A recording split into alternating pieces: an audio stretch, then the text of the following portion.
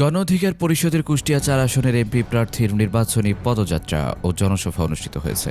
কুষ্টিয়ার কুমারখালীতে গণ অধিকার পরিষদের কুষ্টিয়া ৪ কুমারখালী খোকসা আসনের এমপি পদপ্রার্থী নির্বাচনী পদযাত্রা ও জনসভা অনুষ্ঠিত হয়েছে। মঙ্গলবার ২ ডিসেম্বর বিকেলে ৪টার সময় কুমারখালী গোলাম কিবরিয়া সেতু চত্বর থেকে পদযাত্রা শুরু হয়ে প্রধান সড়ক প্রদক্ষিণ শেষে পৌর বাস টার্মিনালে গিয়ে জনসভা অনুষ্ঠিত হয়। পদযাত্রায় ব্যানার, ফেস্টুন ও নেতাকর্মীদের স্লোগানে উৎসবমুখর পরিবেশে দলের নেতাকর্মীদের অংশগ্রহণ করে।